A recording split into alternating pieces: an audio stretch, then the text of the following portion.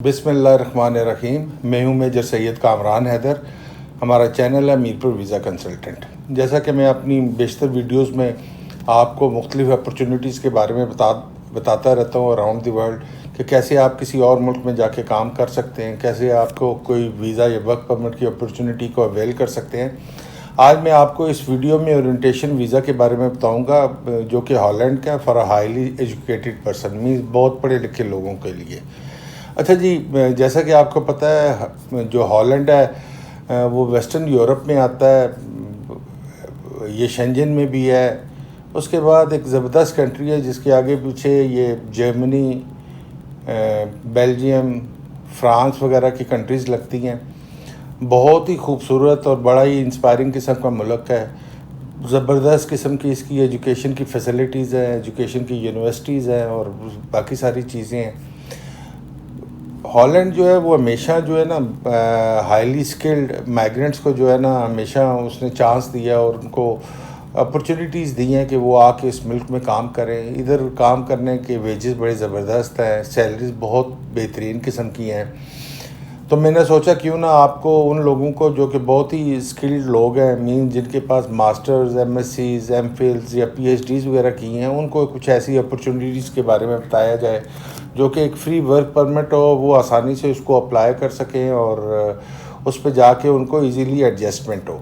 अच्छा जी, ओरिएंटेशन का मतलब क्या होता है? किसी भी जगह जाके अपने आप को उससे ओरिएंटेट करना मतलब उस जगह को समझना, उसको ये समझना कि उसका कल्चर किस किस्म का है, उधर बायलाज किस किस्म के हैं, उधर काम किस किस्म का होता है, उधर अगर एम्प्लॉयमेंट की जाए तो उसकी सैलरीज या एम्प्लॉयमेंट की अपॉर्चुनिटीज़ किस किस्म की हैं या बिज़नेस की अपॉर्चुनिटीज़ किस किस्म की है। उसके लिए जो ये ओरिएंटेशन वीज़ा है, बेसिकली ये जो नीदरलैंड या हॉलैंड की गवर्नमेंट है ये 1 साल का देती है। ये किन लोगों के लिए होता है? जो हाईली एजुकेटेड पर्सनस होते हैं, बहुत ही ज़्यादा ग्रेजुएट लोगों से नहीं, उससे ऊपर जो पढ़े लिखे होते हैं उनके लिए होता है। अच्छा जी, नीदरलैंड जो है वो जैसा कि वो ये इसको बहुत इंपॉर्टेंट समझता है कि वो हाईली स्किल्ड लोगों को अपनी कंट्री में बुलाए ताकि वो वहाँ पे जाके जॉब भी कर सकें और अपनी कंपनीज खोल के आफ्टर द स्टडीज़ वो कर सकें। ये उन लोगों के लिए होता है जो कि या तो जिन्होंने हॉलैंड में अपनी एजुकेशन कंप्लीट की हो और वो हॉलैंड में इस वक्त मौजूद हों और उनको एजुकेशन कंप्लीट किए हुए 3 साल हुए हों, या वो लोग जो कि आउटसाइड हॉलैंड या यूरोप हों या शेंजन हो, मीन्स जिस तरह हम पाकिस्तान में, मैं पाकिस्तान का रहने वाला हूँ, या वो जो एशिया में रह रहे हैं या अफ्रीका में रह रहे हैं या किसी भी कंट्री में रह रहे हैं, उन लोगों के लिए अपॉर्चुनिटी हो। अच्छा, जैसा कि आप सब जानते हैं कि जो हॉलैंड में रह रहा है उसको तो इतनी ज़्यादा ज़रूरत नहीं है हम लोगों की गाइडलाइंस की, माइट भी उसके पास उधर ज़्यादा फैसिलिटीज़ अवेलेबल हो। ये ख़ासकर मैं उन लोगों के लिए बनाता हूँ जो आउटसाइड हॉलैंड रह रहे हैं, जिनको बाहर से वीज़ाज़ के लिए अप्लाई करना है। और जिस तरह कि हमारी पाकिस्तान है या बांग्लादेश है या श्रीलंका वगैरह या गल्फ़ के मुल्क हैं, उनमें से क्या अगर किसी ने अप्लाई करना है तो। अच्छा जी, इसके लिए क्या है, मीन्स जैसा कि मैं बताया, वो लोग जो कि उधर से अप्लाई किया हो, मीन्स पढ़े हों, वो अप्लाई कर सकते हैं टेम्प्रेरी वर्क वीज़ा के लिए, या जिसको orientation visa for highly educated person कहा जाता है, जो कि 1 साल का होता है। और जो लोग ऑलरेडी उधर रह रहे हैं हॉलैंड में, उनको जो है ना ओरिएंटेशन वीज़ा तो नहीं चाहिए, लेकिन वो डायरेक्टली वर्क वीज़ा के लिए भी जा सकते। अब जो है, जैसा कि मैंने आपको बताया कि वो लोग अप्लाई कर सकते हैं जो जिनके पास हाईली एजुकेटेड हो, तो उनमें मास्टर्स है, पोस्ट डॉक्टरल प्रोग्राम है, या उनके पास पीएचडी हो। अच्छा, ये सारा कुछ जो है ना उन्होंने किसी डेजिग्नेटेड इंटरनेशनल एजुकेशन इंस्टीट्यूशन से किया हो, या तो अब्राड से किया हो या वो उन्होंने हॉलैंड से किया हो या नीदरलैंड। उसके बाद उनके पास क्या होना चाहिए? उनके पास 6 बैंड जो है, 6 band international English language testing system या आइट्स जनरल में होने चाहिए। उसके बाद उनके पास कंपेरेबल मिनिमम स्कोर इंग्लिश का होना चाहिए किसी भी लैंग्वेज टेस्ट में, जो कि कोड ऑफ कंडक्ट के मुताबिक इंटरनेशनल स्टूडेंट्स के डच हायर एजुकेशन में इस्तेमाल होता है। उसके बाद जो उन्होंने मास्टर या पोस्ट डॉक्टरल प्रोग्राम किया वो इंग्लिश में होना चाहिए या डच में होगा तो उन्हें ज़ाहिर बात है हॉलैंड में पढ़ा होगा। अगर उन्हें आउटसाइड हॉलैंड पढ़ा हो तो, या इंग्लिश में भी हो सकता है, लेकिन अगर उन्हें आउटसाइड हॉलैंड पढ़ा हो तो वो इंग्लिश में होना चाहिए। ये कुछ चीज़ें हैं जो कि उन लोगों के लिए चाहिए होती हैं जो कि आउटसाइड, जिन्होंने नीदरलैंड या हॉलैंड पढ़ा हो, इस वीज़ा के लिए अप्लाई करने के लिए। अच्छा जी, अभी हम फीसेस के ऊपर आते हैं। अगर आपकी पहली एप्लीकेशन है और जो आप चेंज करें first staying including single permit जो है, तो आपको 320 यूरो चाहिए होते हैं। मीन्स अगर आपने सिंगल परमिट चाहिए और अगर आपने इसकी एक्सटेंशन करवानी है तो उसके लिए भी आपको 320 यूरोस चाहिए।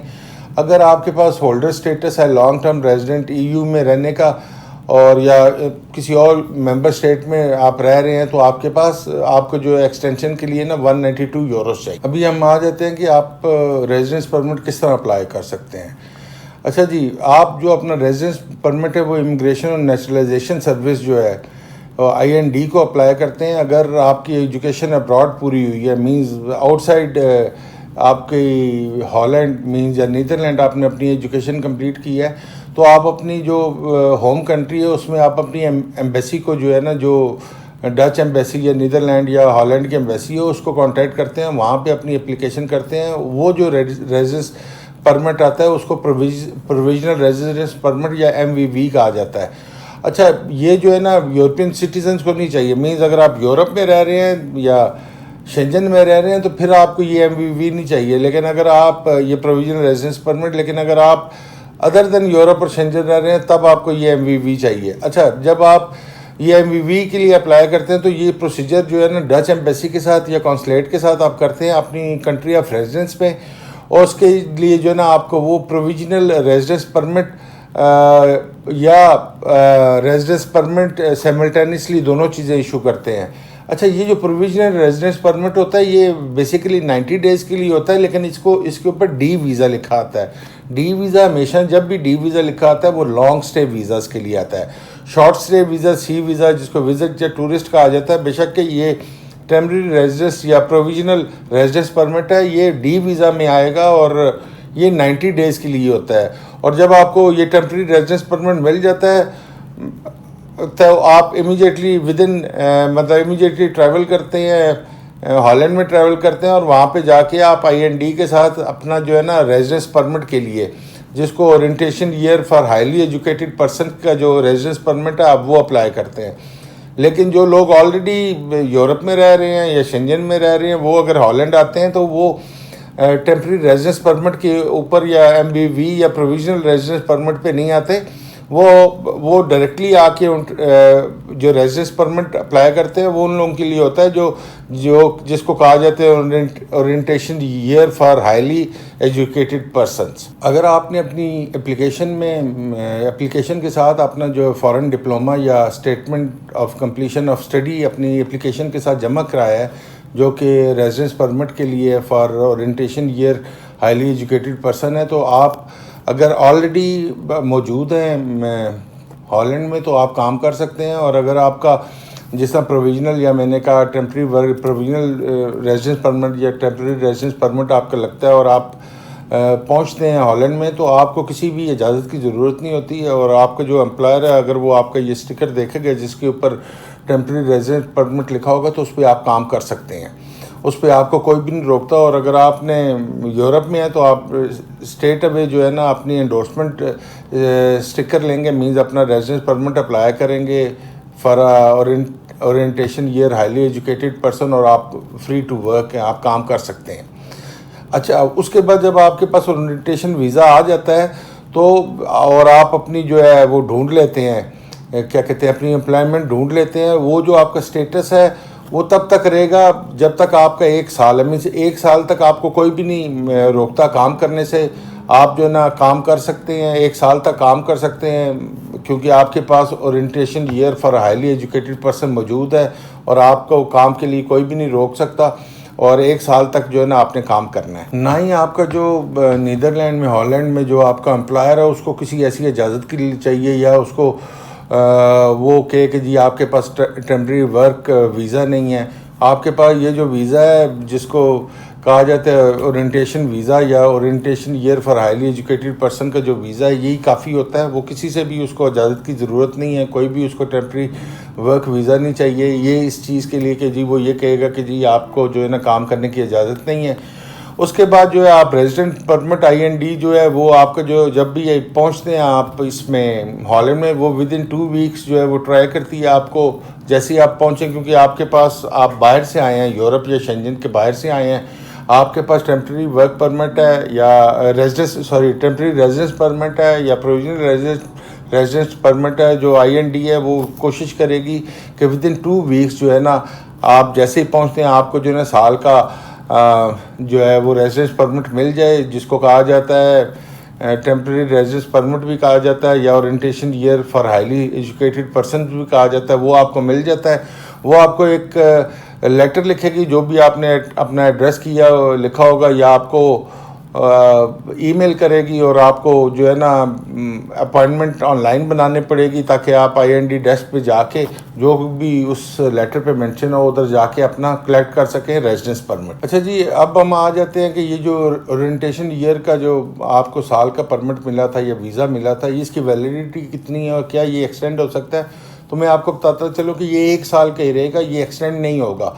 लेकिन आपको जो अगर आप अपना स्टे जो है वो एक्सटेंड करना चाहते हैं हॉलैंड के अंदर या नीदरलैंड के अंदर, तो आपको डिफरेंट किस्म के रेजिडेंस परमिट के लिए अप्लाई करना पड़ेगा।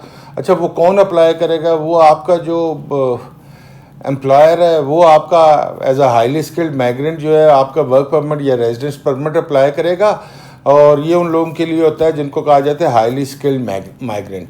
अच्छा, ये वो सारी चीज़ें थी जो कि मैं आपको समझाना चाहता था कि जी कौन कौन सी वो चीज़ें हैं जो कि आपको चाहिए होंगी, और कौन सी ऐसी चीज़ें हैं जब आप हाईली स्किल्ड जो लोग हैं, जिनके पास हाईली एजुकेटेड लोग हैं, जिनके पास इतनी ज़्यादा एजुकेशन है और उनको कोई ऐसी अपॉर्चुनिटी नहीं मिल रही, या उनको ऐसा कोई जगह नहीं मिल रही, वे नहीं मिल रही कि वो वहाँ पे जाके अपना काम कर सकें। तो ये बड़ी ज़बरदस्त चीज़ है। आप इसके लिए ओरिएंटेशन वीज़ा के लिए आप अप्लाई करें। अगर आपके पास मास्टर्स है, MSc है, MPhil है, PhD है, और उसके बाद आप उस टेम्प्रेरी रेजिडेंस परमिट लें या प्रोविजनल रेजिडेंस परमिट लेके जाएं, उसको जो है आप कन्वर्ट कराएं, ओरिएंटेशन जो ईयर वीज़ा में कन्वर्ट कराएं, वो साल का होगा, और साल करके उसके बाद आप उसको जो आपका एम्प्लॉयर है आपको हेल्प आउट करेगा कि जी आप जो है उसको कन्वर्ट करें वर्क परमिट में, और 5 साल उधर रह के टैक्स पे करके आप उधर की जो है ना परमानेंट कार्ड ले सकते, परमानेंट रेजिडेंस ले सकते हैं।